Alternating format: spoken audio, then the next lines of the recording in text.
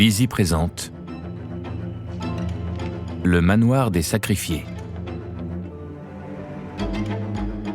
d'Olivier Merle. Lu par Emmanuel Lemire.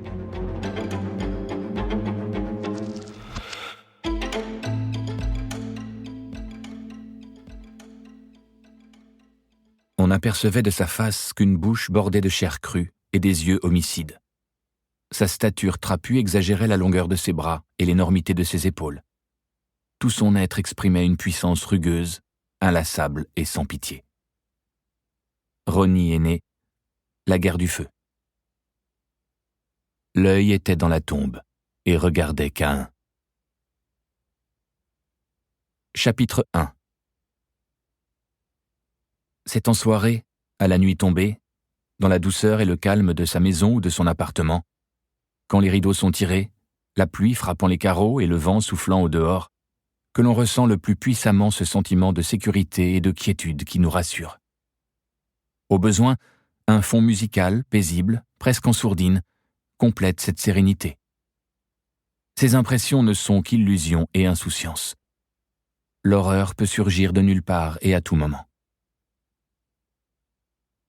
Après avoir terminé son verre de vin, Baptiste Gormonac s'essuya la bouche une dernière fois et plia consciencieusement sa serviette. D'un geste machinal, il l'écarta sur le côté, puis il regarda sa femme qui emportait les 2 assiettes et les couverts.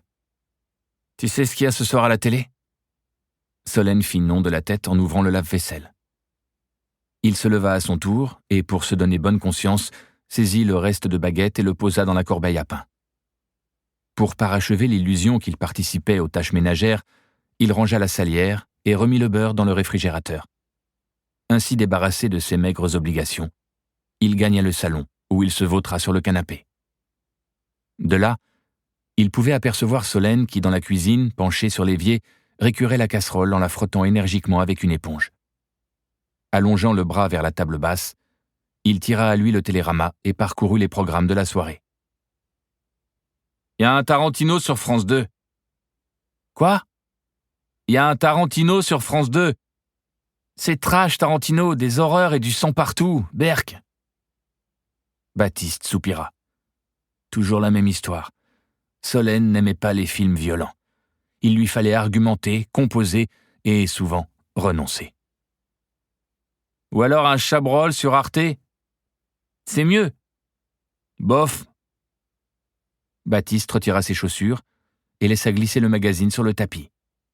Il s'étira, puis s'affala de tout son long sur le divan, les yeux fixés au plafond.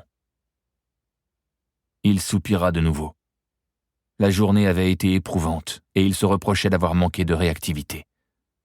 Ces derniers mois, sa vie professionnelle était usante.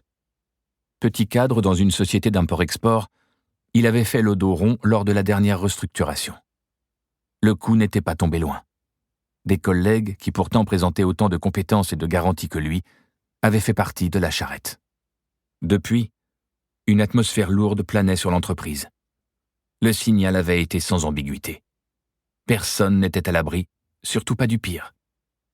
Et ce midi, à la suite de discussions tendues avec les syndicats, la direction avait annoncé qu'un référendum serait organisé au sein du personnel.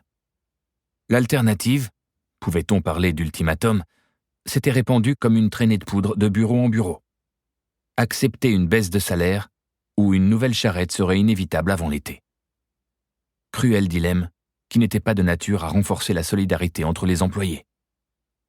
Sur ces entrefaites, son supérieur lui avait annoncé que les conditions des missions, en France ou à l'étranger, seraient modifiées.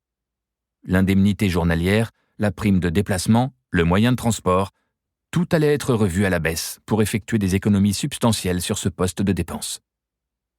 En soi, c'était déjà une baisse de salaire. Il avait voulu le dire à son supérieur, la peur lui avait cloué le bec. Être identifié comme une forte tête, un récalcitrant, un réfractaire aux évolutions du marché du travail et à la mondialisation, le mettrait dans le viseur de la direction, avec des conséquences imprévisibles mais terrifiantes. Au-delà de la mauvaise nouvelle annoncée par son supérieur, Baptiste s'était trouvé lâche, et il n'avait pas aimé ce constat. Peut-être le malaise qu'il ressentait n'était-il pas étranger à son désir de regarder un Tarantino bien trash, comme disait Solène, pour évacuer cette violence qui l'oppressait. Il soupira encore. Solène essuyait la casserole. Elle s'interrompit soudain. Avait-elle perçu un bruit dans le jardin? Était-ce le grincement familier du portail qui donnait sur la rue? Elle n'en était pas certaine, car la pluie tombait dru et tambourinait contre le carreau. Inquiète à l'idée d'un intrus qui se serait introduit dans le jardin sous une pluie battante et à la nuit tombée, elle s'approcha de la fenêtre. La vitre avait tout d'un écran noir. Les ampoules de la cuisine, par contraste de luminosité, l'empêchaient de distinguer quoi que ce soit au dehors, sinon les formes vagues des arbustes. Elle rangea la casserole dans le placard et resta debout en s'essuyant machinalement les mains avec le torchon. Elle jeta un coup d'œil vers le salon où elle aperçut les pieds de son mari qui dépassaient du canapé. Nous espérons que vous avez apprécié cet aperçu. Pour continuer à écouter ce livre audio sur Google Play Livres, utilisez le lien dans la description de la vidéo.